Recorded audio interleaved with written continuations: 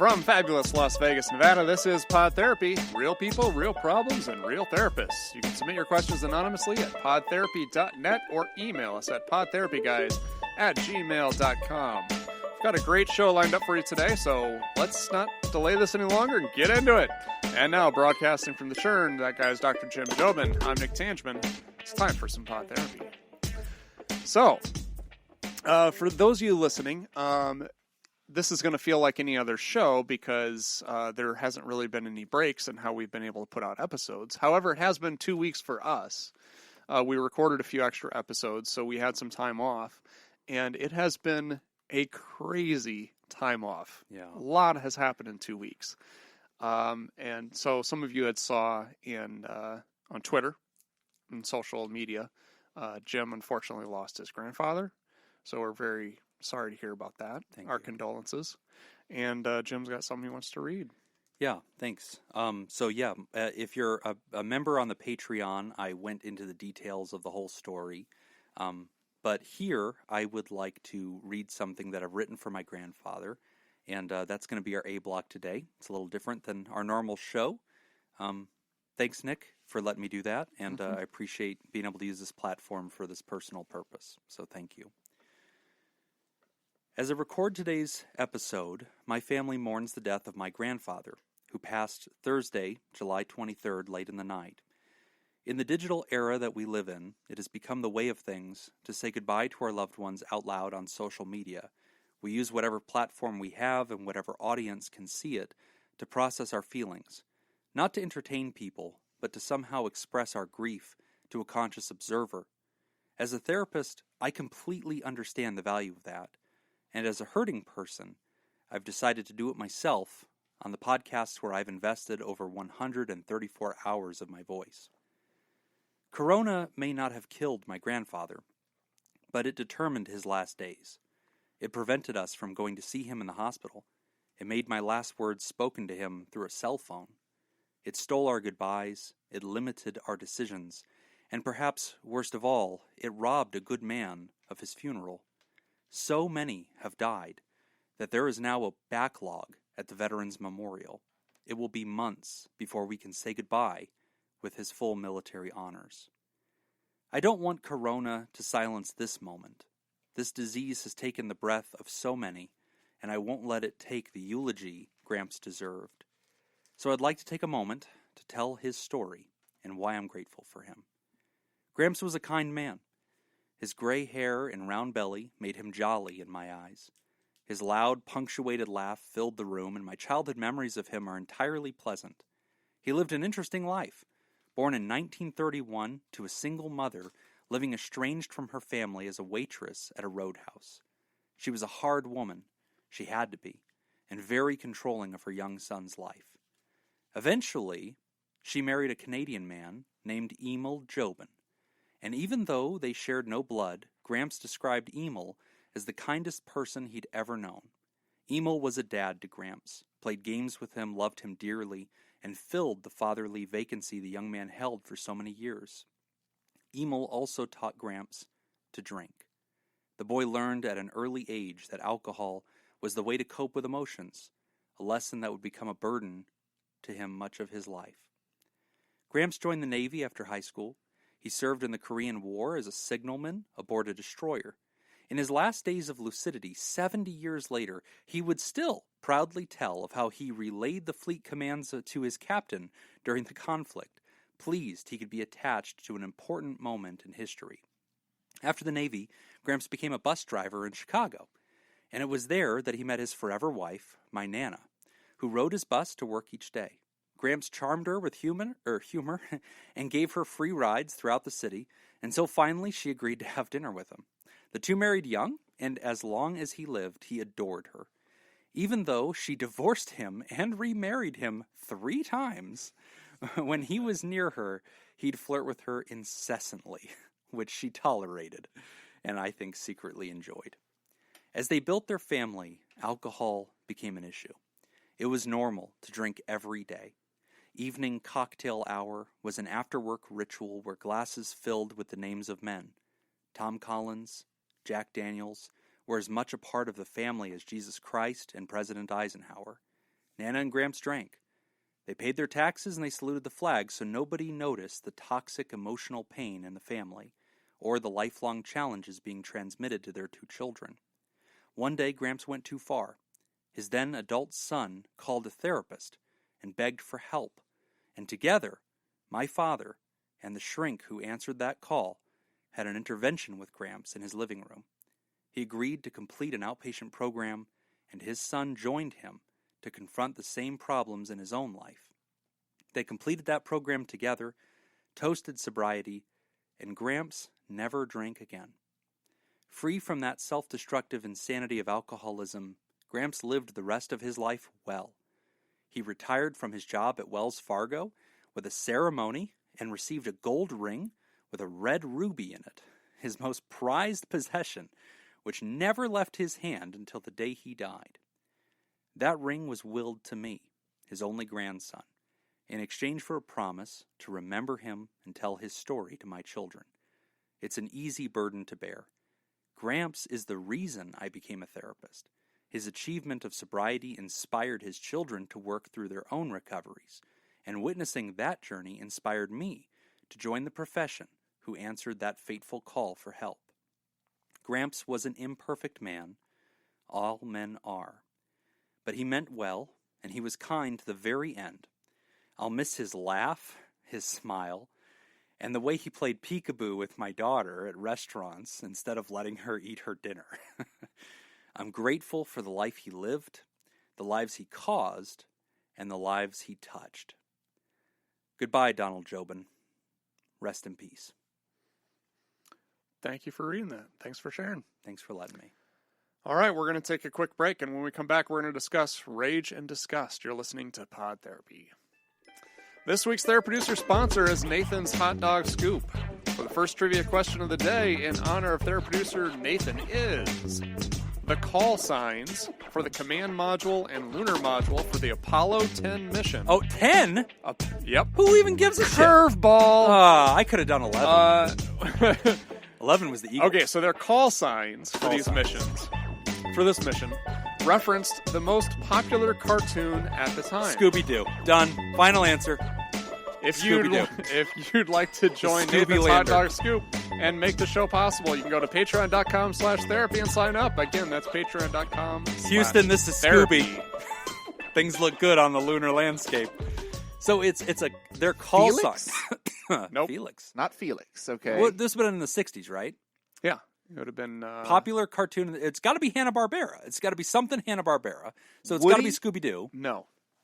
It's got to be... It's definitely not Scooby-Doo. Flintstones. Fred and Barney. No. Shit. What else was popular? Jacob, you were alive then. What was popular in the 60s? I've made 2 guesses without yelling any of them. What'd you guess? You guessed Felix? I guessed Felix and Woody. Woody's not a real thing. Woody the Woodpecker. Oh, shit. That is a real thing. Popeye! Nope. I like that Jim just yells his guesses. Yeah. We're right here. You have a microphone. I just want you to understand that I'm right, even if you don't get it. Hey. All right, so there's 2 call signs? Yes. And they go together. Is it a theme? Yeah, one for the command module and one for the lunar. And it referenced a popular cartoon at the time. Yeah. Okay. It might help us if you actually tell us the cartoon. Or would that just straight up give it away? No, that's going to give it away. That would just give it away. It's not the Flintstones. Jetsons. No. Let's see. We got, Rocky and Bullwinkle. Oh, good guess, but no. Oh, that was a good guess. Okay, so what else is there? I mean, there's the Flintstones, there was Scooby-Doo, there was Jetsons. I'll give you some hints. The guy who created it, I believe, is Canadian. Pretty sure he's Canadian. Hanna-Barbera. There's a Walt lot of Disney. A lot of hockey references. Walt Disney, definitely not Canadian. Jabberjaw? The caveman guy that used to El Kabong. Is it? Trying to think of. Is it Bugs Bunny and Donald Duck? Nope. Donald Duck. Another Daffy character. Another character was named after the biggest music festival of all time. Woodstock. Peanuts. Snoopy and Woodstock. It wasn't. Or like Charlie Brown and Charlie Brown was the command module, and Snoopy was the lunar module. Charlie Brown and Snoopy. I feel like I was really close with Scooby. Yes, I should have been just given the answer. I feel like I was right. How did this list? I looked up a list of just popular cartoons in the '60s, just to get like, oh, here are some cartoons that are in the '60s. Yeah. How are Peanuts not on that list? Oh, yeah. I don't feel that it was a popular cartoon. The only feel that you're a no, it popular wasn't. cartoon. It was only a movie. It was only the Thanksgiving movie or whatever. The very Thanksgiving Charlie Brown. What kind of movie? It was Thanksgiving Cartoon movie. Cartoon movie. That's true. But it was the special. The only Scoopy. No, it was. Scoopy? It What's just. his- And it I was think, definitely a print I cartoon. think. Yes, his name you're Snoopy? getting Snoopy. Snoopy. You're getting confused Snoopy. in the TV era. It was definitely a print it's cartoon. Print. Yes. Print cartoon. Oh, well, that's fair. Okay, good point. Yeah. Yeah. Okay, so cartoons are more yeah, than everything just what I you see on listed. TV. Yeah. That's okay. That's a solid point. I concede the argument. All right. We can go on with the We show. can go on with our therapy show. I feel satisfied with the explanation behind this factual occurrence. Okay. I'm no longer It should questioning have been Rocky NASA. and Bullwinkle. That would have been I a good agree. one. That would I have been feel- better. Yeah, I mean, I think they named it Snoopy because it was going to snoop around. That was I'm the 100% explanation. Adorable. confident that's not Yes. why they did it. I think they just did it and then NASA's naming things is spurious at best. Okay, like half the acronyms they come up with, they'll be like, "This is the solar mission," and they are stretching those acronyms. Like they are really reaching to get like they are making those letters work. Some letters are silent. Yeah, yeah. Did you ever see back in the day when Stephen Colbert, back when he had the Colbert Report, he sent a treadmill to space? Like he personally financed like sending NASA a treadmill to go on the ISS, and it's called the Colbert, and it's like an acronym. It's like some exhaustive acronym, and it ends with T, and it's just treadmill. That's all it is. It's like this aerobic thing, and he like personally raised like $1 million to get it up there or wow. something like that. Yeah, so that's what the Scoopy thing is to me. Anyway, all right, so we have a letter. Still Snoopy. Still Snoopy. Damn, man, why? That's strange. It's, I believe, the most iconic cartoon ever. Why am I going Scoop? Certainly up there. It's 100% because I'm surrounded Well, no. by things What that it say is Scoop. It's because you watched the generic, the spin-off. Yeah. which I never was, saw the real version. It was Chuck Brown. Yeah. Chuck Brown and Scoopy. And Scoopy. Yeah. It wasn't called Peanuts. It was just Yeah. called D's Nuts. Yeah. And the bird woodpile. Yeah. That's all we had. Yeah, that's right. We didn't have any of this other fancy stuff. Kid didn't play piano. We just had a kazoo. we couldn't afford Just like hummed. just na. All right. Greetings, Nick and Jim. Longtime listener and first-time writer. I was questioning whether or not to write in regarding the issue I have been having with my feelings until a recent episode of Ice Cream Social hit on the exact topic that I've been struggling with. I was browsing the internet when I came across a clip. Oh God, what were you struggling with? Anything that Ice Cream Social has referenced is Holy probably not good for our show. I was browsing the internet when I came across a clip that I'm having trouble metabolizing. It took place at the entrance to a supermarket where a middle-aged white woman was harassing another woman and her child for being Mexican. I know that crappy racist people exist, and I can usually deal with this fact by realizing that racists are misinformed, lacking empathy, and wrong. But as the clip went on, the middle-aged woman bends over, pulls down her mask, and coughs directly on to the Mexican lady's child, who's in a stroller. Punch. This threw me into a rage. Yes. It was abhorrent, disgusting, and monstrous. While I know that racism is a terrible opinion, seeing someone trying to intentionally infect a tiny child with COVID-19 is something else entirely. To me, this was the same as if the woman had reached out and tried to break one of the kid's limbs, a sincere attempt to hospitalize a child because of their race. I was livid, and my imagination ran. What would I do if I saw this happen before me? I would shout, I would ball up my fists, I would punch that woman in the face, I would knock her to the ground, and feel proud that I was giving someone exactly what they deserved. Then I realized I was having a daydream about beating up a woman in public. I had stripped her of all humanity, no longer worthy of compassion, a criminal to be punished, a monster to be slain. I'm not a violent person. I've never been in a fistfight. I try to understand people as best as I can. I was crushed between my disgust of a racist and of myself. The subject of assault coughing came up on ICS recently, and I heard Jacob go through a very similar train of thought of, I know that I'd punch somebody, and I don't want to be put in that position. Since then, I've been filtering this kind of negative coverage out of my browsing during these stressful times. That's a good idea. But this moment still No, comes really, back it's a in good my idea. memory from time to time. I'd like your help with dealing with these feelings, and maybe a story from Audio Guy Jacob about the reality of fighting strangers. Keep up the good work, fellas. The Dungeon Scoop. Well, You fought strangers? I remember that time that you pinned a dude's arm behind him. I've definitely fought strangers. Jesus, Jacob, that's not normal. Like, that's not a thing everybody's done. Not in a very, very long time. I mean, like the most been real weeks. fights. The most real fights I've ever had have been with people who aren't strangers. Does that make you feel better? I feel like that redeems it. Okay. If you're going to fist fight somebody, at least you know them. Yeah. That's probably good. Yeah, I think this is a really good question because I've had thoughts like this too, where I'm kind of playing this out in my head, and then I have that like, oh shit moment, like, Right. oh, what are you doing? Right. Like, Oh, fixating I think, on yeah. future possibilities? Yeah. Yeah, that's and I do that all the just time. violence. I Yeah. mean, like, and I'm not a violent person at all. No. I think a lot of this just has to do with kind of creating some sort of a filter for your mind. Yeah. And you should probably stop listening to ICS. I Yeah, think is that's where I was the going with that's this. the obvious thing. That jumped right off the page. It's just, I mean, they're You inciting. don't hear me disagree. They're inciting violence. It's just They're rehearsing how to assault people. It's bad. It's just I think I can honestly say I've never encouraged anyone to listen to ICS. that's probably true.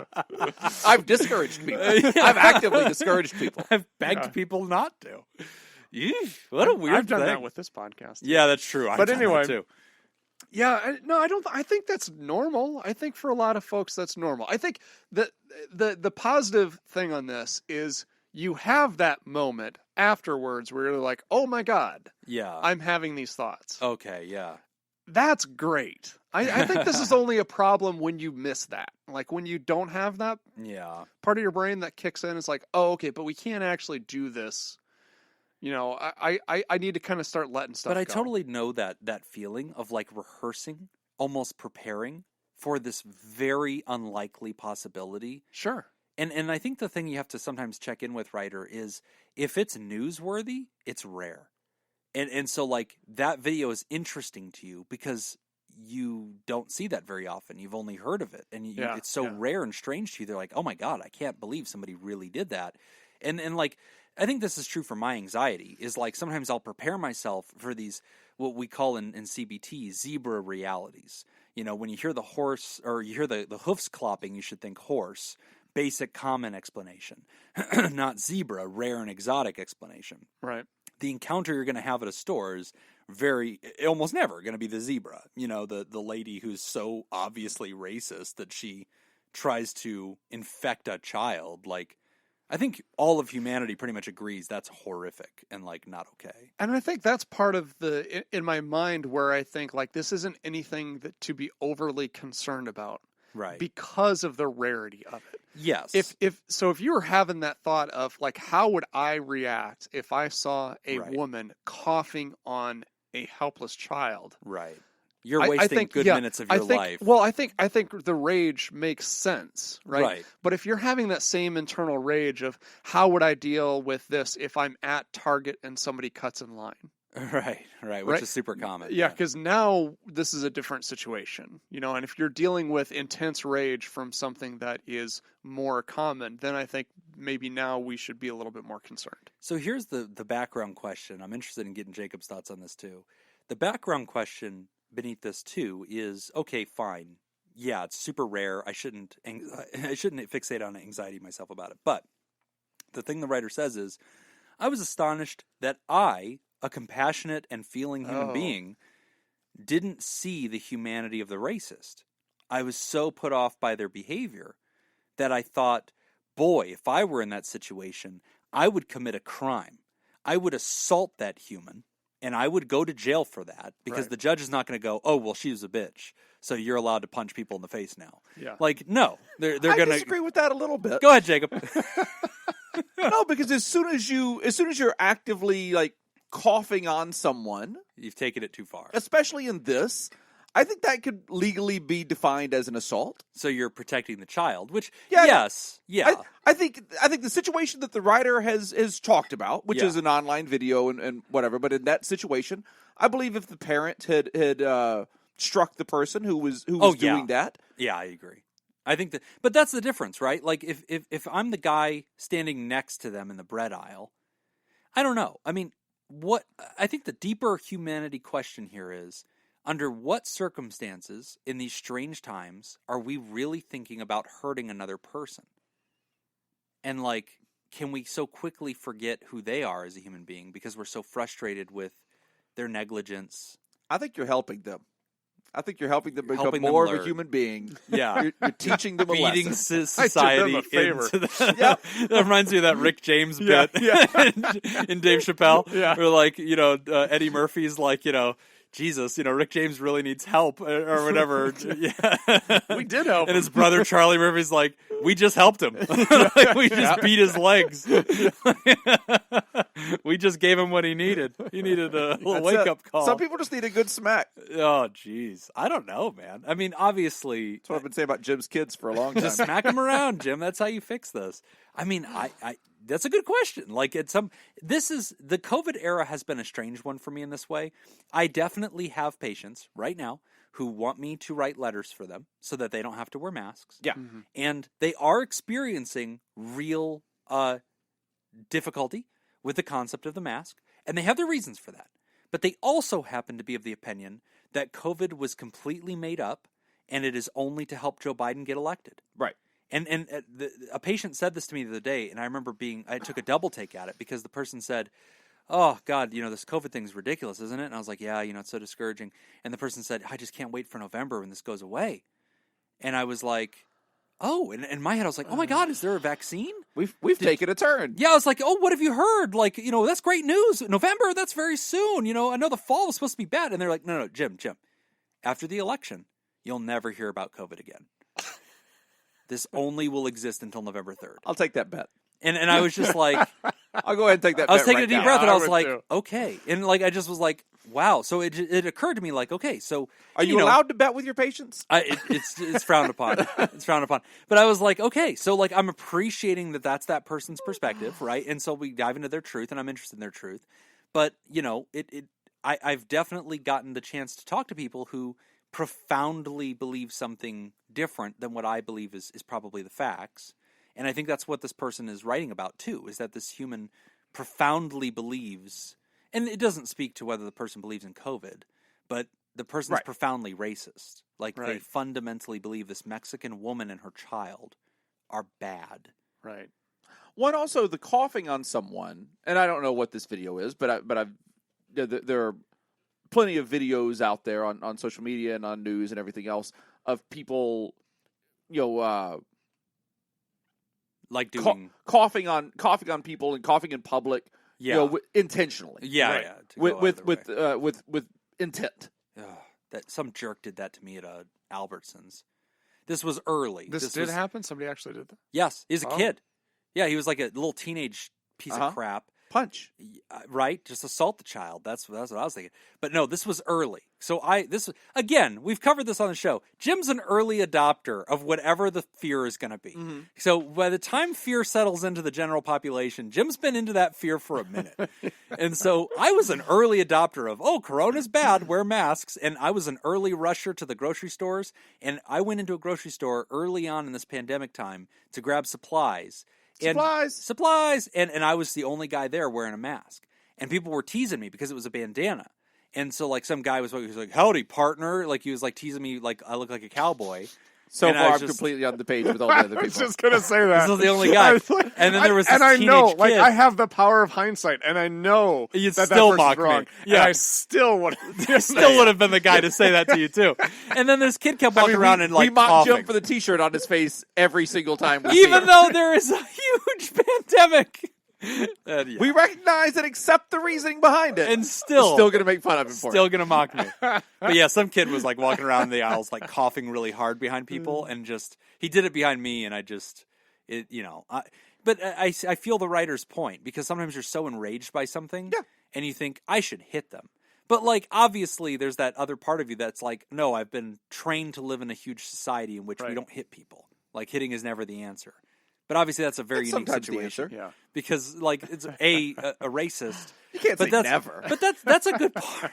That's a good point of all this too. I think as the Black Lives Matter thing has happened, and is this very important discussion in human history, there is this tendency to minimize all of another human's thoughts to one word, and just say they're a racist. Everything about them is invalidated. Everything they believe, everything they want to say, everything they do. So you can just treat them as Hitler or racist. I think you're jumping to something, though. Yeah, I think I am too. Because I don't think you have to completely invalidate the person Right. Right. to say, I'm going to hit that person. Yeah. Jacob, take me into that. Jacob knows All right. as his fist is flying towards that All right, person. watch this. What are you thinking They when you're probably hitting have somebody? some redeeming Jim, qualities. Jim, I think you're valid. Thanks. Oh shit! No, he's getting up. He's coming Here it over here. comes. No! Hold on. I'm sorry. Jesus Christ! He just hit me in the arm. Yeah, yeah. You gotta. We need sound effects. Hold on. Do we have a drop? You're valid, Jim. I got hit. So, yeah. So as somebody who was just assaulted, let me talk through my feelings. It was surprising. No, was it though? Was it? I mean, and I'm only mildly racist. I don't know that was justified. You said it. I'm against Oompa Loompas, and I just feel like they're taking our jobs. The shirt that Jim is wearing today is a white hood. Yeah, I'm just wearing my pointy white hood. I don't know. I mean, obviously, I don't think I would hit the person. I think I would definitely want to, but I think I could push you to a spot where I think a stranger could push you to a spot where you'd hit him. if it was my child, I Yeah, would. absolutely. Well, I don't know that I would punch somebody because, like, if in my mind I'm I mean, worried push for the, them or I'd pull my child away. I'd be like, oh my god, and like I'd put myself between them and my yeah. child, Yeah. and I'd do that aggressively, and I'd probably There's like push the person. There's absolutely an easy way that someone without, beyond coughing on your child. Yeah. Let's just say a person in the grocery store, and I know this is purely hypothetical and blah blah blah, but I mean, I think a person with doing no more than just being physically close and coughing on your child could make you get into a physical altercation with them. Yes, I'm very scared of Corona. I don't know. I'm not a man who punches people. I'm not saying punch. I said physical altercation. Yes, I think there could easily be some pushing. I think there could be even like a bear hug type thing. Yes. No, I I try think that's fair. to physically restrain someone. Yeah. So That's I easy. can see that. you guys want to hear a story? My Yes. mom. What if we said no? Can My we move mom. on? I'm telling it. My mom was arrested for doing exactly this.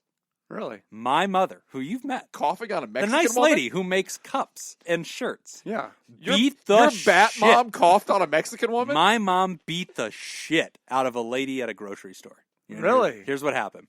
My little sister, Maddie, who's Yeah. a listener of the show, I think. Now we're going to find out, Maddie. If you don't reference this, then you don't listen to the show, and we have problems.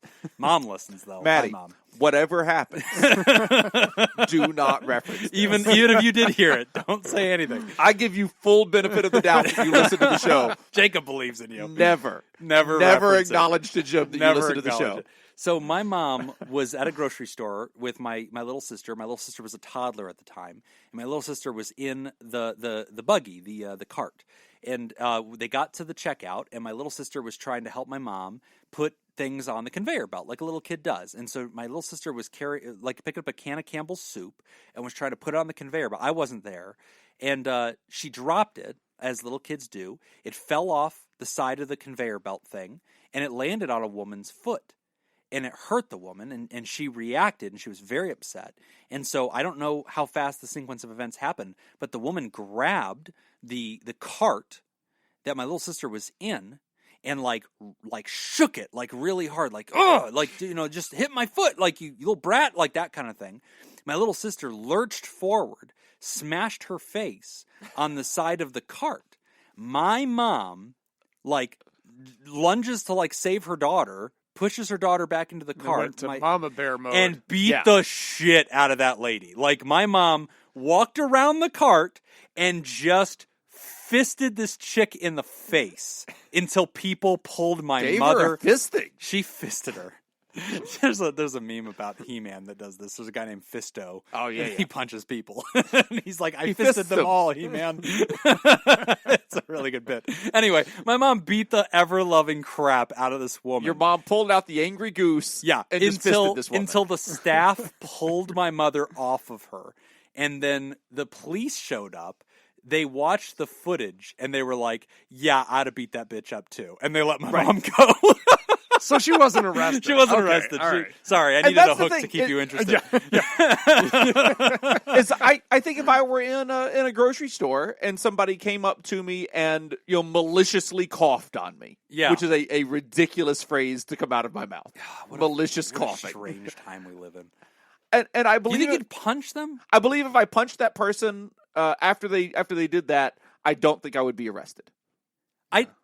I don't think you'd be arrested. Well, Not like if I pinned them to the ground and pummeled them with a can of Campbell's soup. Would you really take the time? Punching somebody is hard to do. Like, you gotta, square up and, chase them around. Honestly, if something like... Chase them around! And then that Benny Hill song plays. Yakety sax kicks in. And you gotta chase the guy everywhere, and he keeps disappearing in aisles and showing up in other aisles, and you gotta have this huge hammer.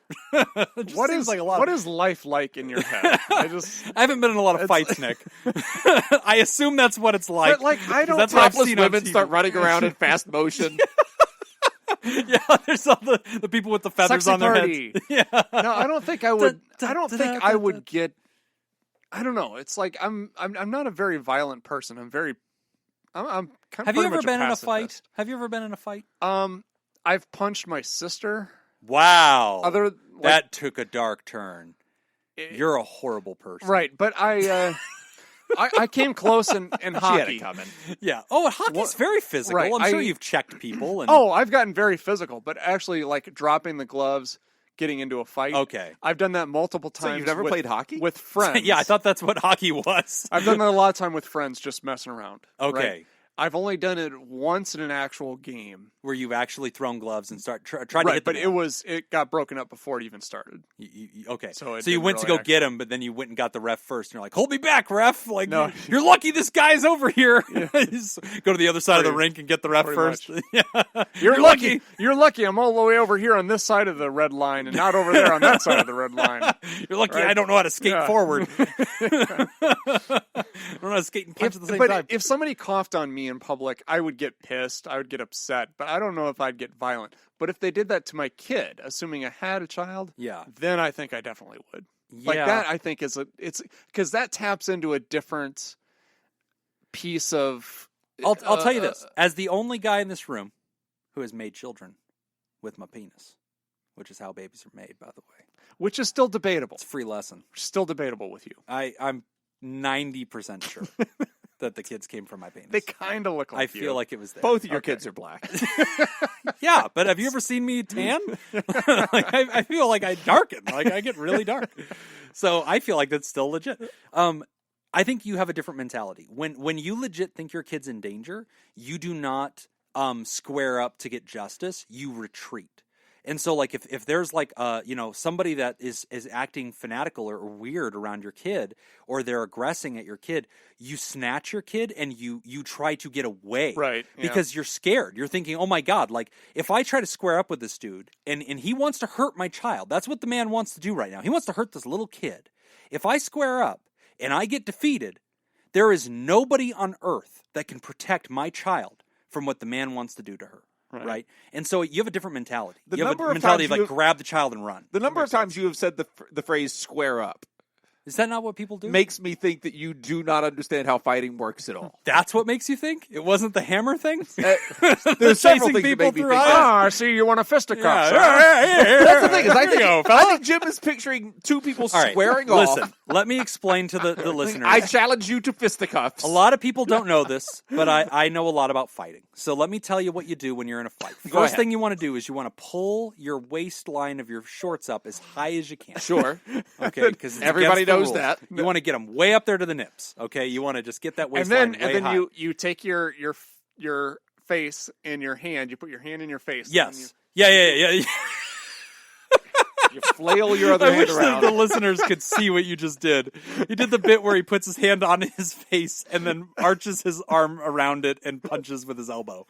Yes. Yeah, this is what you do. Yeah. No, the next thing you do is you do the fist pointing towards your own face bit. Right. Yeah. And then you just Big want circles. to rock hands at those them. around in circles. Big circles. Okay, and then you really got to move those feet. You got to move those feet, and you got to just bob and duck around, and you want to say Basically, you got to get in their head like Muhammad Ali Right. did. Okay, you got to talk. That's a lot of people don't know that. the more you can make yourself look like the Notre Dame mascot. Yeah, the that's better. exactly what you're going for. Yes, you want to be the leprechaun in the Notre Dame bit. By the way, if you don't have a waxed mustache, you can't do any of this. That's step one. That's step one. So that's pre-fight. Okay, that's pre-fight planning, and you just got to really get that right. So that's how you win a fight. Yeah. Yeah.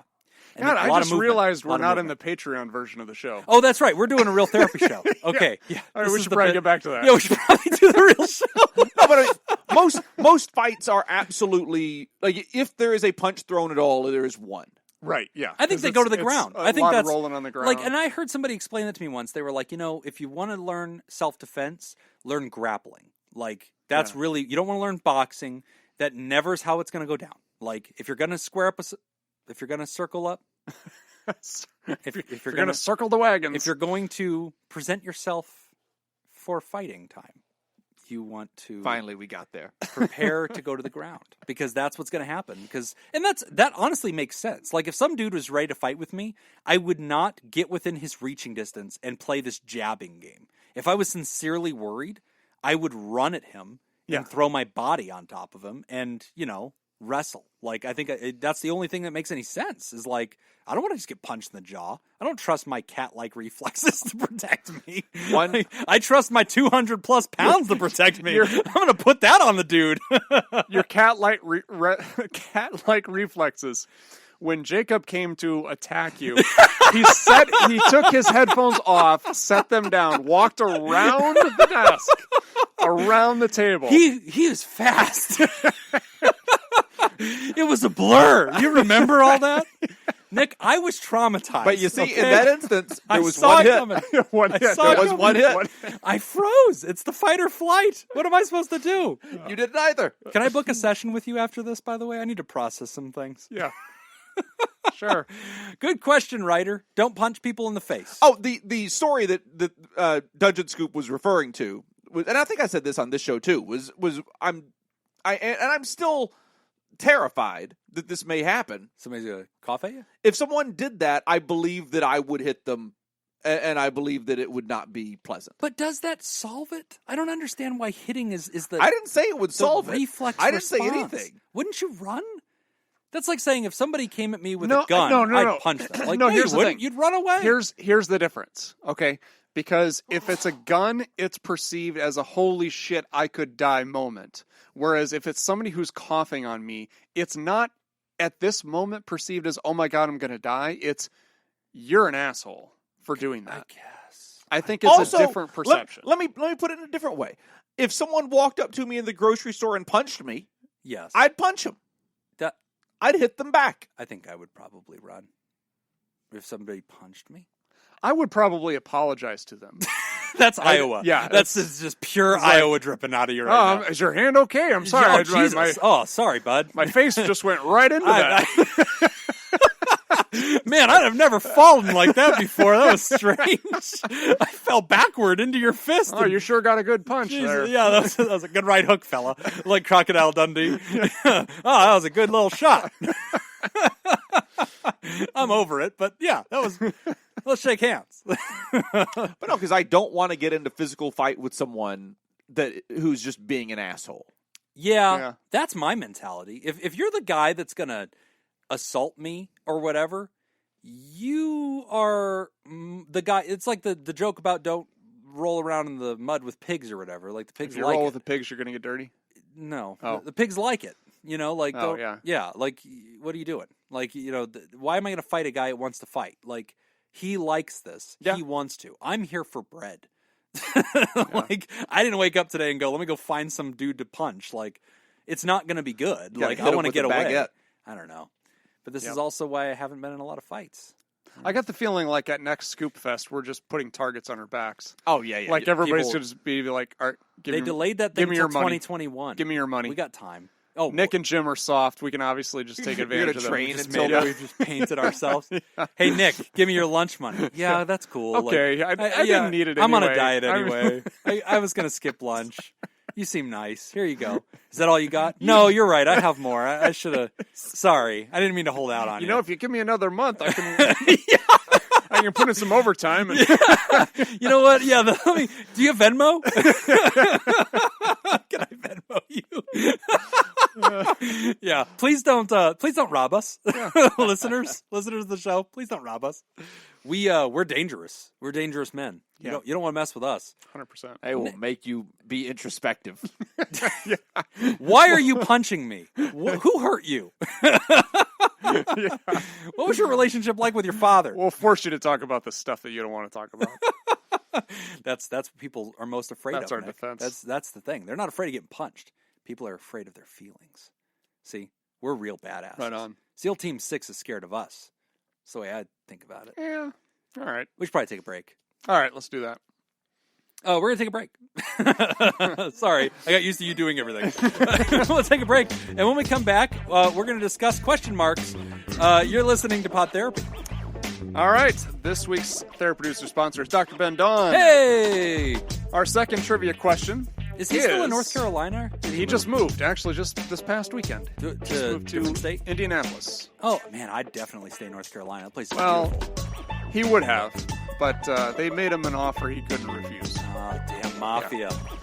Mob's got you, Ben. So, here's the question. The call signs for the command module and lunar module for the Apollo 9 mission Jesus. went by these call signs Please have 11. based on the way they look. One like a piece of candy, and the other like an insect. Okay, first off, that's dumb. All the modules look identical. Why the hell would this No, one no, look that different? can't be Okay, true. No. That's 100% true. They're all Apollos. It's okay. Hold on. Well, 11 had a If you'd lander. like to join Ben and make the show possible, go to patreon.com/therapy and sign up. Again, that's patreon.com/therapy. Wait a minute. You're saying, okay, wait, Apollo 9. What are the two things? One of them's a what? A lander? The command module Command module. And the then other one's the a what? lunar module. But there's not one because they didn't land on the moon. On Apollo 9. Correct. But what were the... On Apollo 9, they orbited the Earth to The moon. test... No, Oh. the Earth. To test whether or not they could dock with the lunar module. Oh. And then they separated from it and then tried to redock. So they did have the two pieces. Yes. That makes sense. So that was the first mission that they actually had the two pieces. I don't know anyone that knows less about things and then yells about them more than Jim. I feel... I don't know what I'm talking Listen, about, but this I'm going got to me talk through a lot loudly. of school. Wasn't a lunar module. Got to confidently there was a throw lunar it. module. Just confidence. Oh, okay. All confidence. And people are just like, he probably's right. Shit, I don't know. Seems passionate about That's it. not what they say as they're walking I thought away. that's not how They gravity go, works, Oh, but I he don't want seems- to talk to that person anymore. I'll leave. It's my defense mechanism. Nobody ever questions me because they never stick around to find out. All right, so the two pieces looked like something. Yes. Did you say that they were food related? One looked like a piece of candy, so it got a name based like off a piece of candy. peppermint. The other looked like the lunar Hershey. module looked like an insect, so they Mantis, no, cockroach, no. fly, grasshopper. Jacob, do you want a grasshopper? Grasshopper. No. Grasshopper. Final answer. Wrong. Cricket. No, it was the call signs were gumdrop and spider. Spider, not an insect. He is absolutely right. My guess was honestly spider, and I was like, no, it's not an insect. Shame on you. Shame. You didn't guess because you assumed Shame. I knew what I was talking about. Yeah. Jacob didn't guess the right Well, answer because he egg on your mistakenly face. thought that the game was not rigged. Yeah, shame on you. Ha-ha! Gumdrop is perfect, by the way, because I Also- completely agree with that. Yes. I completely agree with that description. And I was thinking spider with the little, Yeah. Yeah, that actually the works legs, really the good. struts that are out there.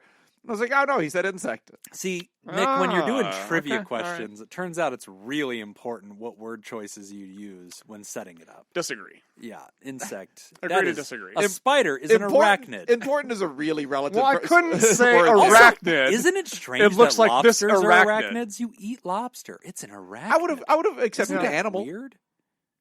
Oh yeah, Could yeah. just gone animal. Oh, that would have been way too broad. I'd have never gotten I there. could have said a eukaryote. That's.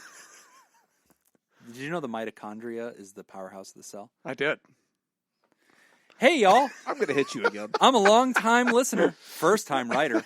I have this problem, and I really... Shit, he's getting up again. It's a blur. Like, I don't know where he is. I got hit. I don't even see him. Thank you. Thank you for the sound effect. It actually happened moments ago. I know. I got hit by his hat, by the way, which is a Saints hat. Now I feel dirty. I'm going to take a shower. I can't get the Saints all over me. I have this problem. I really don't understand it. It's just a team from a defunct league that used to play. Yeah, that's true. Back in the ancient days of the NFL. Ever since I was a kid, I would go to, say, the grocery store with my mom or to Dad's work, and I would always leave the experience feeling like the conversations they would have with others were fake or just the social flow of things. You know, they don't actually care to talk to this person. They did only because it's what you do in social situations. It was a give and take of people just talking to talk. It might be worth mentioning that I was very depressed, have even more anxiety, and was a bit of a loner in high school. Since my high school was such a joke, I could just lie my head down and sleep all day, thereby ignoring almost everybody while maintaining a 4.0. I had friends, but not very many. Maybe relevant. I believe there's no such thing as altruism. When one does anything positive from one perspective, it always makes them feel better from another, even if it does not seem this way. For example, a parent sacrificing themselves to save their child, or a person giving their jacket to a homeless man on the street. They lose in some way, but after all, they feel better, like they've done something good for the world or their family. Yeah, checks out. Today, I still feel like no one really means what they say. The most of the compliments thrown in are just for one social effect or another. Or if someone doesn't really care to keep speaking, they just throw out a bunch of trite. Don't get me wrong, I know that they are seemingly very genuine people, but I feel like it's more of a skill rather than an innate thing about them. I feel socializing is just a game, and maybe I wouldn't feel so negatively about it if I were better at playing. I believe everyone has an ulterior motive, and it's incredibly difficult for me to trust. I think the most ironic of all of this is that I've been called ingenuine by a few people, both very close and caring people and those that were just talking crap. I've come to understand that I have low expression in my face, but I feel so much inside. I just can't figure out how to portray it to people. Anyway, I'm ending this here because I'm almost rambling. I hope to get a response from you, and even more hope that y'all are doing fabulously. Genuinely hope, winky face. Thanks, JP. Okay. The question seems to be, are humans being genuine when they're being kind? Because the writer seems to distrust that and say, I don't think that there is such a thing as being kind, even if people are altruistic, in quotes. So they're doing it for selfish reasons. This reminds me of a huge argument I got into with my with my classmates in grad school. Okay. Because this had recently come out at the time. There was some study or something. Somebody had posted or written an article about altruism. And does true altruism actually exist? I remember this. Yes. Altruism. And we debated this. Truly Al. Okay, Jacob. I'll just talk to Jacob. I'm just going to turn this way. You get it? Anyway. Because I like. I get it. Apart. Yeah. I broke it apart. Yeah. Al. Okay. Altruism means being kind for the sake of pure kindness, by the way. Even self-sacrificing. Yes. It's a philosophy. Right. So truly altruistic behavior. The debate was basically, can that really exist? Because you do get a sense of satisfaction from doing something. Right. But basically, the argument is there's no such thing as altruism because, like you just said, altruism is being truly selfless. Yes. Right. And if you are getting anything out of it, then it's not altruism. Right. So it's kind of an argument about the definition of the word more than anything. So if the human is doing anything other than suffering in agony and hating every moment. No, it can just be neutral. Okay. If you're anything other than neutral, basically. But it has to do with the behavior. So is the behavior altruistic? Well, so he uses the example here of somebody sacrificing themselves for their child. Okay. Right? So the idea is that truly altruistic? Because you think of that as like, I'm sacrificing everything for my child. I'm not getting anything out of it. but you are getting something out of it. Yeah, I get You're that. getting the satisfaction of knowing that 100%. my kids are going to be okay. Yeah, me protecting my kids is a very selfish act. And Right. if you So- give Can't stand to watch them if you give a suffer. jacket to a homeless person when it's cold out, you are getting the nice feeling of having done something kind for someone First else. off, listen to me. John McCain is a war hero. That's what I need you to think about. Okay? You need to both you need to think about this. How dare you? Okay? He's a war hero. Okay. Anyway, His actions were altruistic behavior. Shit, Jacob's throwing things again. No, goddammit! That one was fast. That one I honestly couldn't dodge. Also, his track record of hitting me with things that he throws is perfect. I've never once. You know what? Out of the I way. haven't seen him miss yet either. No, and I want it to be because he has a terrific And there's a lot aim. of stuff. I don't think that's here. true. Yeah, I know. Yeah, I that's am a going good point. between things. That's true. I was about to make it seem He less. threads the needle. Yeah. I would actually. Jim's Do you about throw 10 a good spiral? He's Like, about 10 feet away from me. Yeah, he probably can throw a good football. I can throw a spiral. Yeah. You can throw a pretty good spiral. That's all right. I mean, believe it was 10 years ago last time I threw a football, probably. Are you like Uncle Rico? Are you the guys? I can throw, I can throw the ball over the mountains right there. I want to. Coach would have put me in. So I We'd think have won state for sure. I think the real question Get my about van. altruism, though, is I need a van. is it if we're talking about the motive for doing it, then I think true altruism could exist. But if you're talking about the result, the outcome, then I would say no, it couldn't. Because for your motive of doing something could be completely People selfless. can sacrifice for the good. And there's a lot of heroes in wars who died. And I guess your point is they died believing that what they were doing was good for the people. They felt good about what they were doing. They felt good about it. So therefore it's not altruistic. But was that part of their motivation for doing it?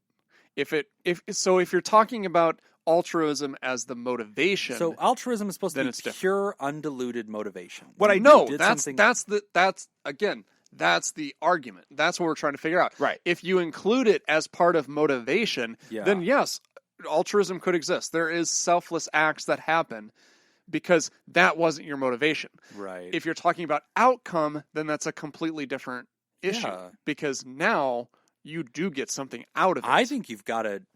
Well, that's a good question. Also has nothing to do with this writer's Exactly. But this was my time. Not at I all. just wanted to have You do something you, baby. to talk You're about. doing great. No, you're doing really good. All right, so let's get to the But I think question. if you contrast, okay, this is actually fun. I like political philosophy. If you contrast altruism with like Ayn Rand objectivism, right?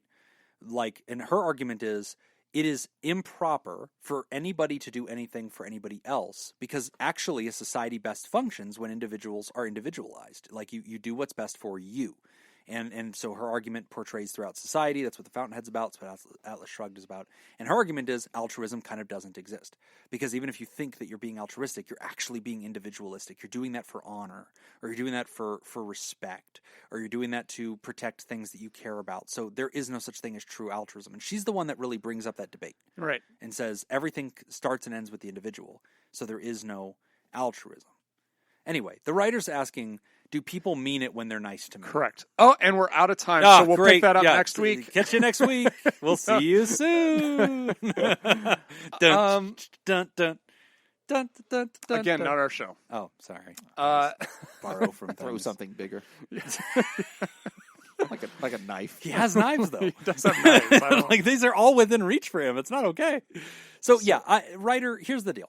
I'm a big fan of giving people the benefit of the doubt. So I appreciate that you're looking at it and saying, I don't believe that humans are genuine. And when they're kind to me, it feels like it's self-serving or it's part of a game. It's just social etiquette to be kind. You're absolutely right. That is that does happen. And it's okay for you to see that. And it's okay for you to say, it doesn't imprint with me. I don't really register kindness from other people because I think it's just part of the game. However, I don't want you to have black and white thinking. I don't want you to say it's either all an act or it's all sincere.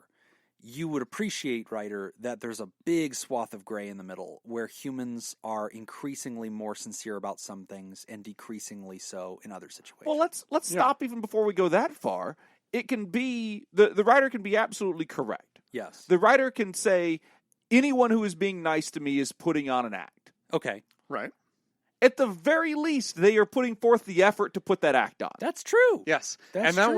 was kind of the point that I was going to make too, is that in a sense, it doesn't mean that it's necessarily fake or it's about them. So in my mind, I'm thinking like, okay, if I'm having a really shitty day Yeah.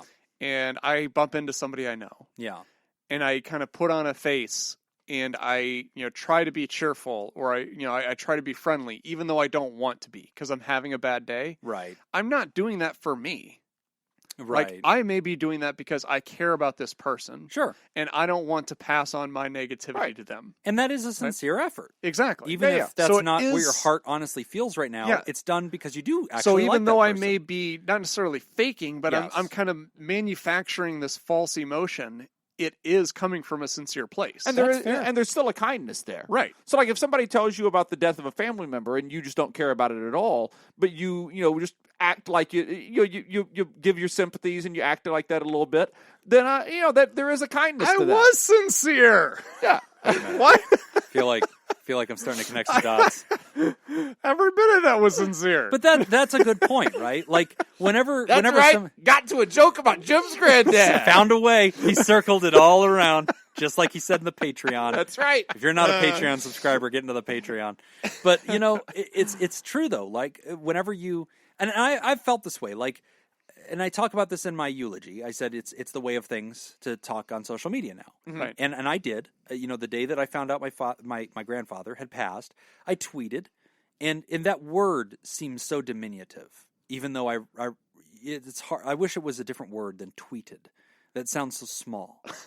But it's like the leader of the free world makes public announcements Sure. through that platform. So it's a legitimate platform. It's a way to explain things. And I posted a picture of my grandfather playing Angela a Merkel ukulele. makes announcements on Twitter. You consider her the leader of the free world. That's actually not bad. on? I would vote Angela Merkel. A lot of people do. I'm actually she's holding us up.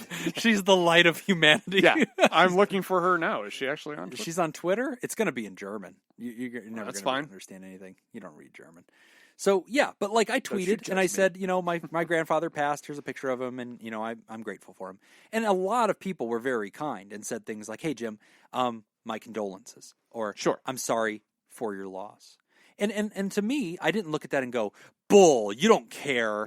Like You don't know my grandfather. You didn't know him. You're not sad. You're gonna drink a Slurpee after you tweet that. Like you're not in sackcloth and ashes grieving as I am today. I didn't look at it like that. I looked at it as you don't like that me, a person that you feel is your friend, is hurting today. And you are sorry that your friend is hurting today. Yeah. And that's genuine. Yeah. That's Yeah. sincere. You don't match me pound for pound on the emotional stuff. You shouldn't. We don't have Right. to feel the same. No. But Mm-hmm. you're not pleased that I'm hurting. And you're expressing that you are sorry that I'm hurting. And today. people are aware of how it feels to hurt, and people are Yes. aware. Most people are aware of how it feels to lose a loved one, Right. But that's and they're that's just the they're just point. expressing hey, Yeah. I'm there with you. That's I get it.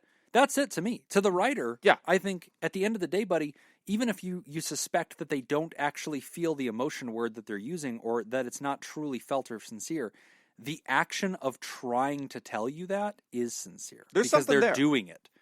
Actions count. They're self-evident, right? Like a person is doing something at you. There is something to that action that must be real because they're doing it. Well, for instance, I talk a lot about, I really try to not get angry with people. I try to not. You talked about punching strangers in the face. That's a different literally thing. a minute ago. That's a different thing. But yes, You've literally hit me 3 times in Uh-huh. the show.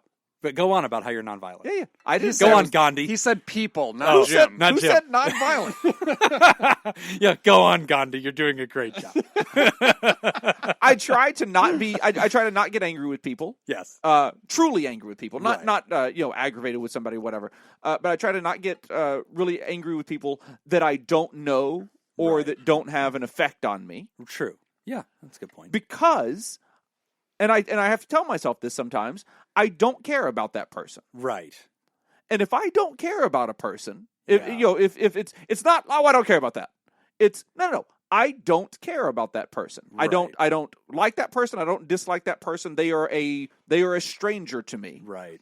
If it is a person that I do not care about, then I'm not going to do anything. Right. I'm going to do absolutely nothing. And so my response to you, my social response to you, whatever, it may be, you may see it as stilted, you may see it as fake. Right. But if I'm doing something, if I'm putting that effort forth, Good point. at the very least, I care enough about you to put that effort forth. Yeah, you're not just an NPC in my game. You're a character.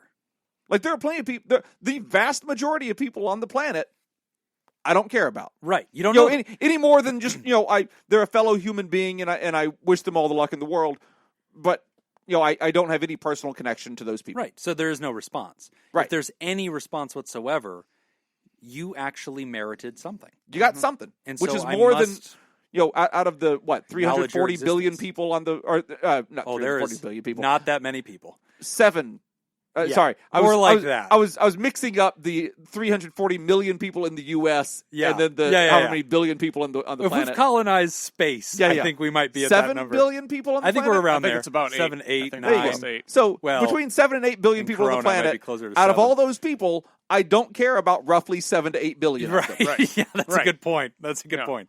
So if you get a hey, how you doing from me, that's real. It's something. I care enough to say hey, how you doing? Yeah. There's a good argument to that, and don't question the motives of others. Writer. At the end of the day, I think the writer made a good point. The writer said, I don't play the game very well. I'm not very expressive. Great. And I think on that note, that's fine. Yeah. Because I think the people who are close to you are going to understand that. Know Yep. that. I think that where you could go wrong is if you try too hard. Oh, If I you try try- very hard. What are you trying to say? I feel attacked. Did you go wrong? I try. I try hard. I'm always trying to win people's affections. Right. I've been meaning to talk to you about this. Jesus, you wrote this question, didn't you? Okay, everybody come JP? into the room. Oh my God! What are all these people doing here? Mom, Maddie, you do listen to the show. Mom, just fly in. Yeah. Fly on in. There's a spot up here. You can My hang. mom could beat both of you up. Okay, I'm no doubt she could. she has an unbroken winning record. Also, that was not the only time Her my mom poop has could beat also up another fertilize woman. a garden.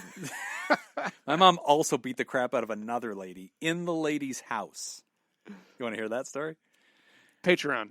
Yeah, good. Yeah, sign up for Patreon. You can find out about my mom's 2-0 title bout. But anyway, to the Unbroken. writer, don't just be you. Just Winningest be sincere. record The in the best family. way. That's what they teach us in in therapy school. The best way to be genuine is to be genuine. Yes, That's it. I'm going to therapy school. Therapy school. Yeah. Also, one of the best jokes I've ever heard about school was by Ron White, and he's talking about how he broke his tooth and he needed like emergency dental work before a show. And they were like, "Yeah, we can fix this tooth. It's going to be like $40,000." And he was like, "How much is dental school?"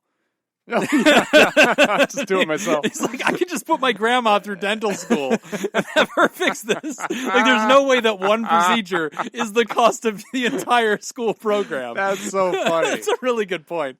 I like that. But yeah, Well, therapy. thanks does for not writing cost in, as much buddy. as therapy school. Appreciate it. Yep, hang in there, JP. Take people seriously. We are at the end of the show, and it's time for some apologies and some reflections here. So first, mirror. Nick got called out, and I will be pleased to read the letter that we got. Yeah, that go ahead. calls, Go calls ahead. Nick onto the Go carpet ahead. here from an anonymous person. Oh, really? Anonymous? And the anonymous person writes this. Did I spell anonymous right? Mr. Anonymous. Anonymous audio guy.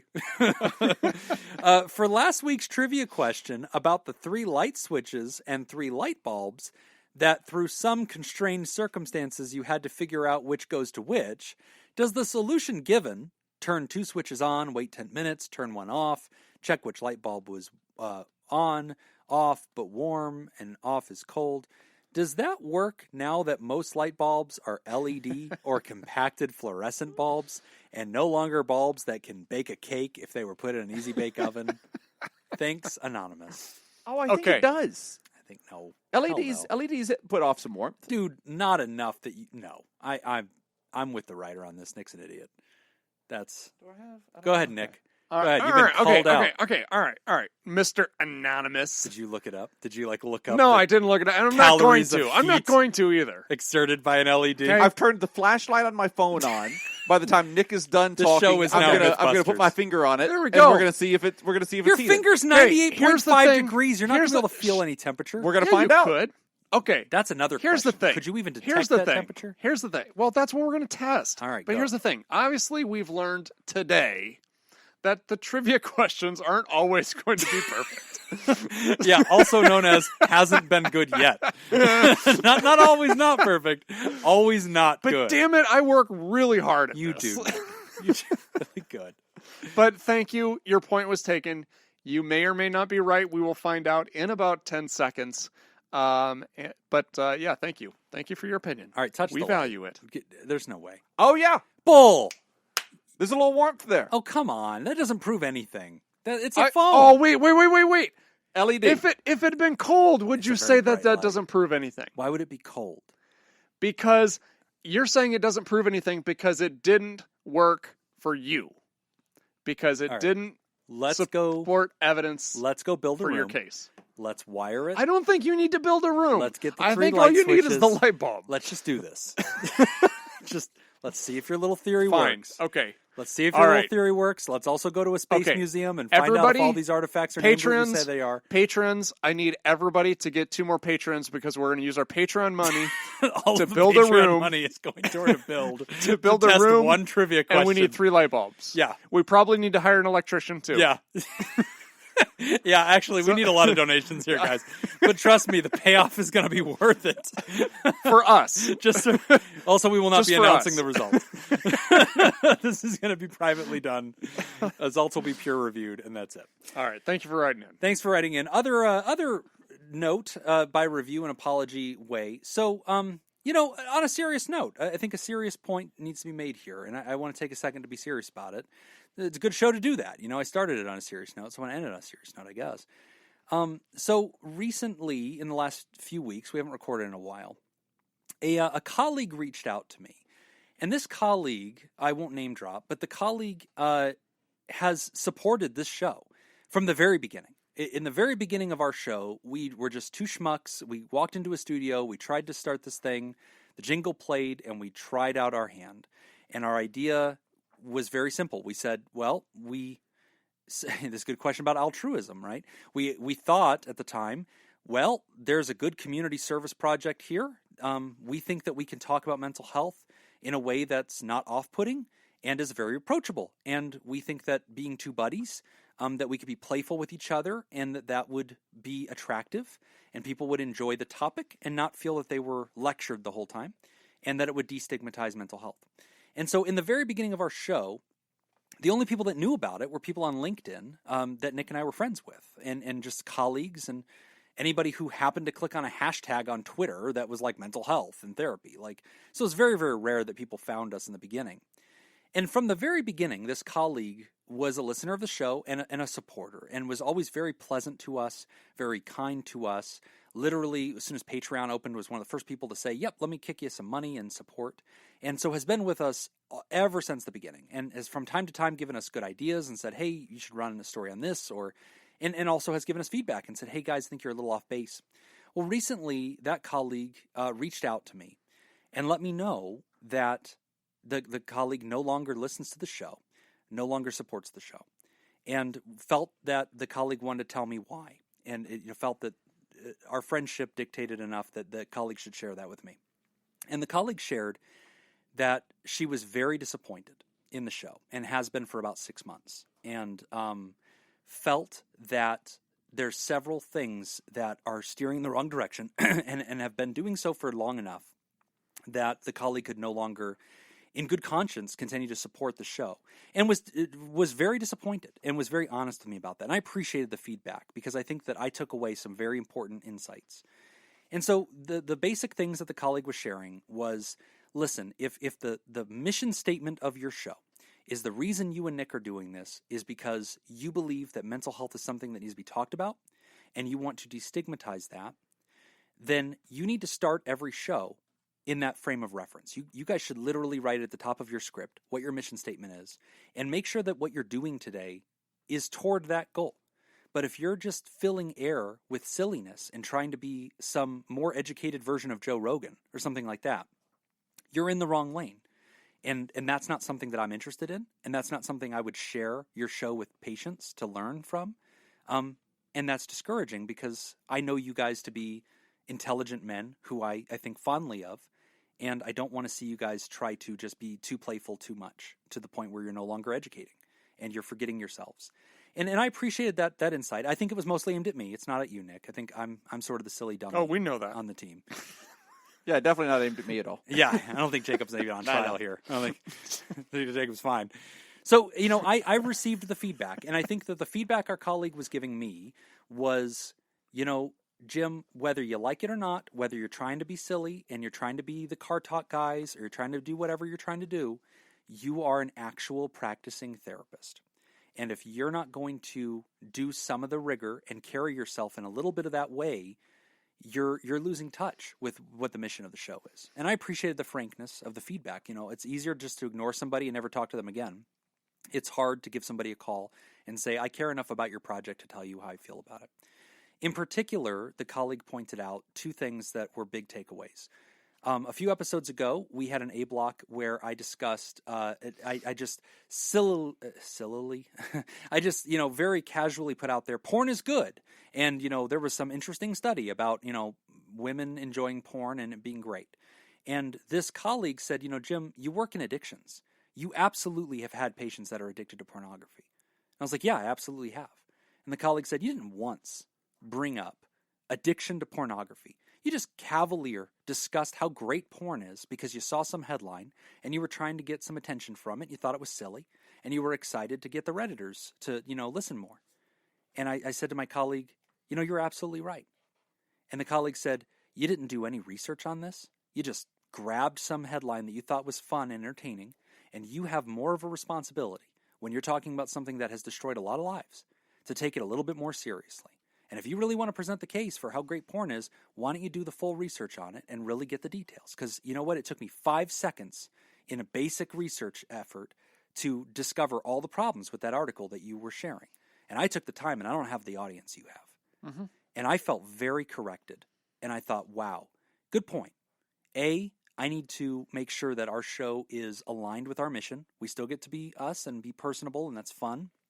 But it needs to align with the mission at all times. And B, if you're going to talk about something that has also caused a lot of damage, and the colleague corrected me and said, would you talk that way about alcohol? Would you say, hey, new study says alcohol sometimes makes your heart beat better and you live forever? Would you not at all caveat that alcohol has also destroyed a lot of lives? And I was like, I stand corrected. Like, you are absolutely right. She said, would you do that with gambling? If gambling was, new study says gambling's fun. Like, would you not take a minute to talk about how it also can be dangerous? I think the answer to that might be yes. Maybe, but I felt I received the colleague's point. I'm not criticizing this person. Yeah, I'm on their side completely on this, and I want to receive it. And so I definitely received their point, and their other point was exactly what we talked about in the last episode, which was a discussion about race. And the colleague said, you guys are aware that you're 2 white dudes and straight, and now 3, with Jacob in the room, and you guys. You very naturally drift into that lane. And she said, that's fine because you do not present yourselves as anything other than that. Like, you're pod therapy guys, and you know who you are. But she said, and I think that I had to tell the colleague, like, I don't think we're as big as you think we are. Like, the colleague was like, you guys are becoming a big deal now.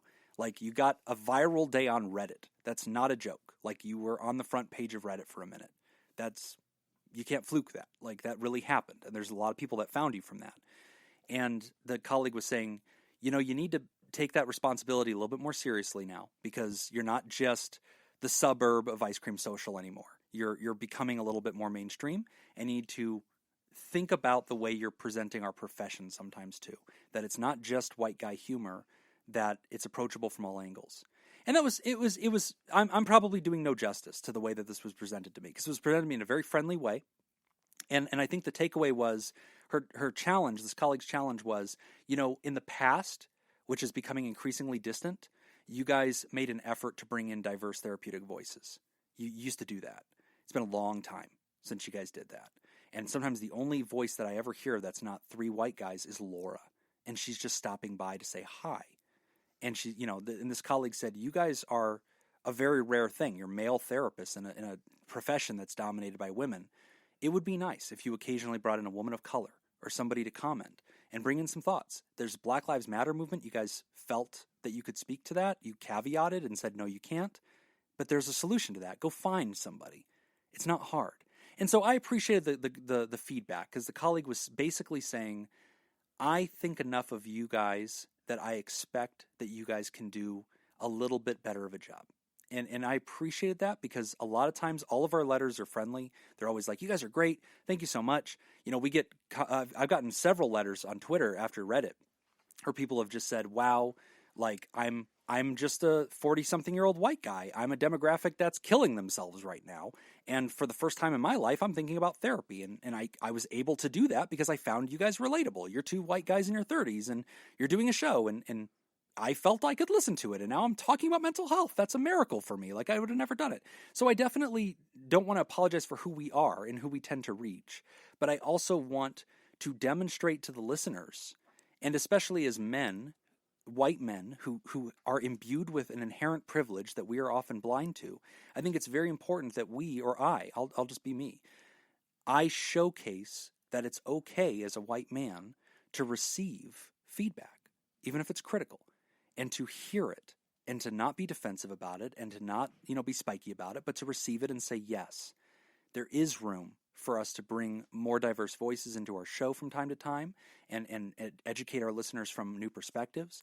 And I definitely need that correction, that if I'm going to take the time to bring a stupid article to fill an A block, if I don't feel confident that it's accurate, or if I'm not doing the rigor of vetting it at all, why even do it?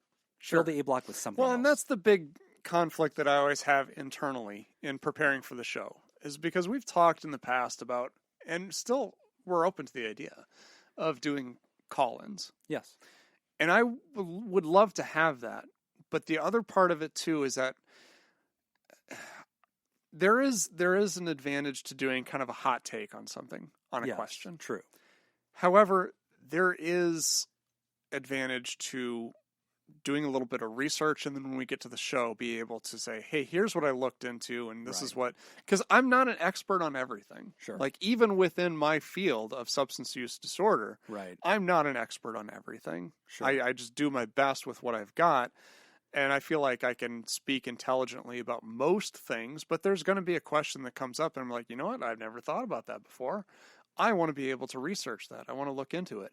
And the thing that's kind of frustrating for me occasionally is, because this isn't, my full-time job, obviously, if I have a busy week, I don't get around to looking up some things. Right. As much as I would like to. Sometimes Right. there are days where I come in here and I feel like I'm not as prepared for the show as I should be.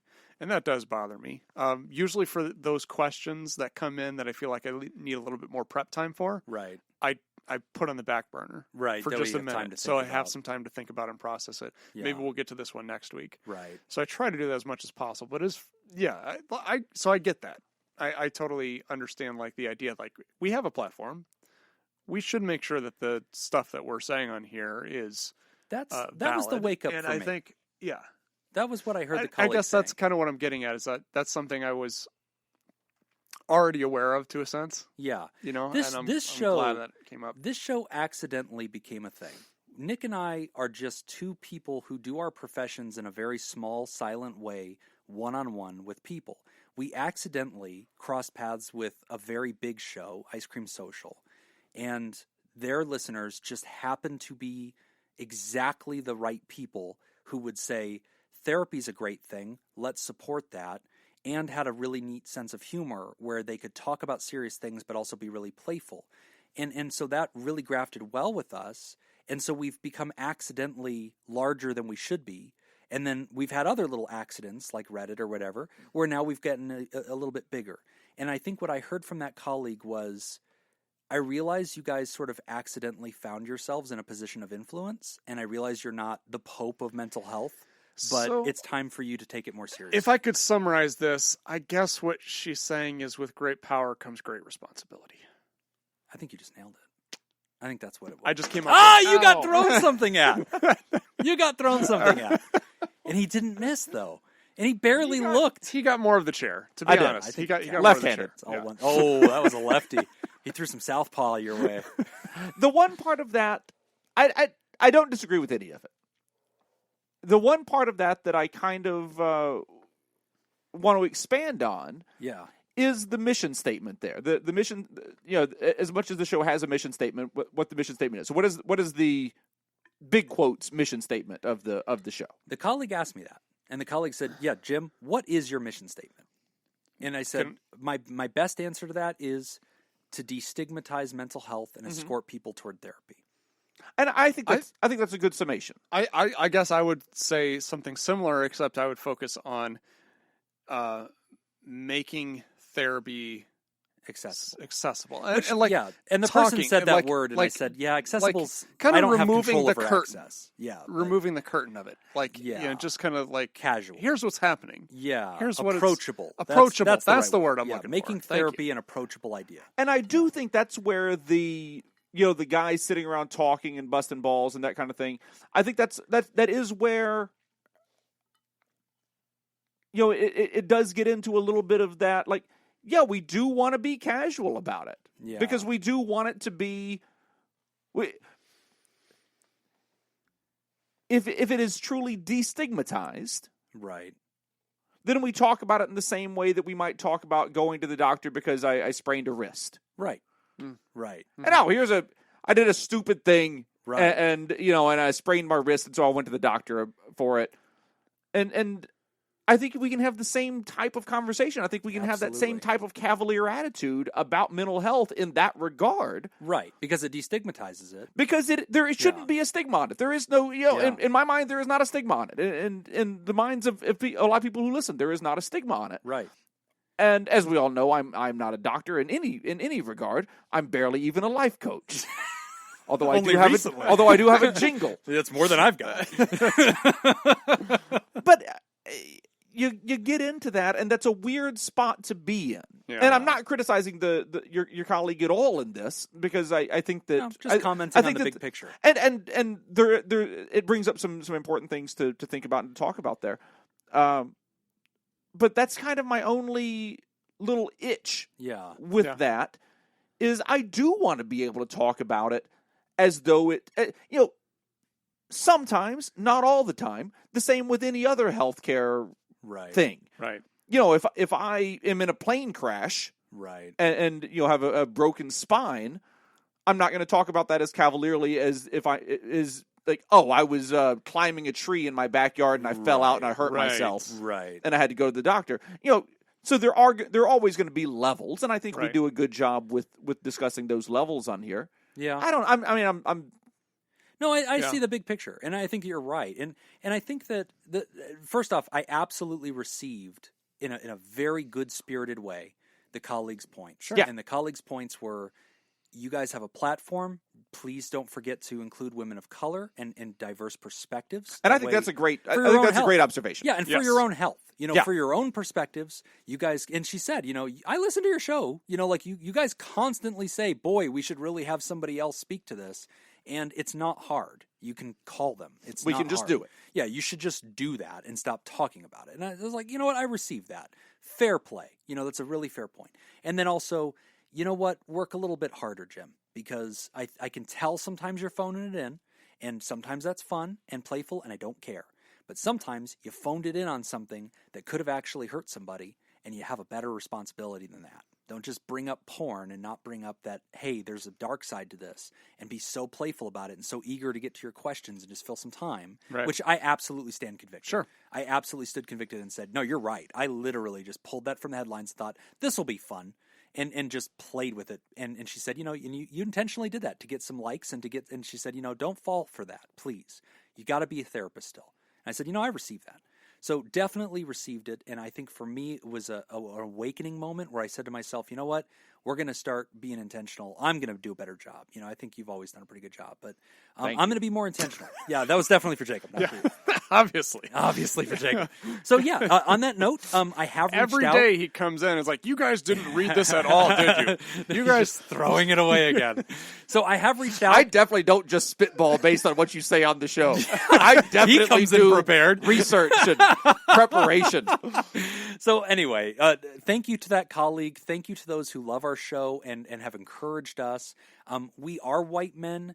That is part of who we are. We also think it's an opportunity to teach other white men ways that we can be thinkers and feel things, and that it's okay to approach therapy, which is a message that honestly needs to happen. And I think this is one of the rare areas of reality where you can admit that white men have a privilege and power, but also admit this is the demographic that's killing themselves. This is also the demographic that's least likely, statistically, to use these healthcare services and needs them very much. And so I think that there's an importance to that we happen to represent that demographic inherently. Right. And I think there's also an opportunity for us to teach them how to think and speak in a way that perhaps they don't receive elsewhere, and role model that. But I don't hear the colleague telling me you need to apologize for being a white man. I hear the colleague saying, you can do better than what you're doing, and you know that. And I received that and said, you're right. And the platform has grown, and it's time for me to stop monkeying with it as much and starting to try a little bit harder. So I definitely received it. Thank you to all those who love our show and who've been encouragers of us and supporters of us. And I hope that one day we win that colleague back. Mm-hmm. You know, I hope that one day the colleague tunes into a show and says, hey, this is really improved. And that would mean a lot to me. So, and thank you for all the support, the years of support from that colleague. And I hope I do better. Mm-hmm. And we especially want to thank our bosses, the Elite Eight, mysterious and shrouded Illuminati members of our fan club, the THERAPRODUCERs. Thank you. Smitty Scoop, Jake Schneider, Robert Brownie Jr. Mint, Kayla Lansbury, Elio Dare, Judy Schneider, Nathan's Hot Dog Scoop, Dr. Ben Dawn, and ex-officio board members Crazy Manana Scoop, and Gray Whitaker. If you'd like to hear the show uncut and unedited and enjoy our spontaneous side projects, you can go to www.patreon.com/therapy, and thank you for supporting mental health. That's all the time that we've got for this week's session. We want to thank our landlords, the Ice Cream Social Podcast, and thanks to those of you who contributed to our show today. We really appreciate it. Remember, pod therapy isn't something you should keep all to yourself. Share this episode with someone who needs it by opening the episode's description in your podcast app and copying and pasting the link provided into your social media. Don't forget, you can find us at facebook.com/podtherapy, on Twitter at PodTherapyGuys, and at patreon.com/therapy. Do you want to submit a question to the show? Ask anonymously at podtherapy.net or email us at podtherapyguys@gmail.com. I'm Nick Tangeman. I'm Jim Jobin. Thanks, and we'll see you for your appointment next week. Oh, I hope Jim does better.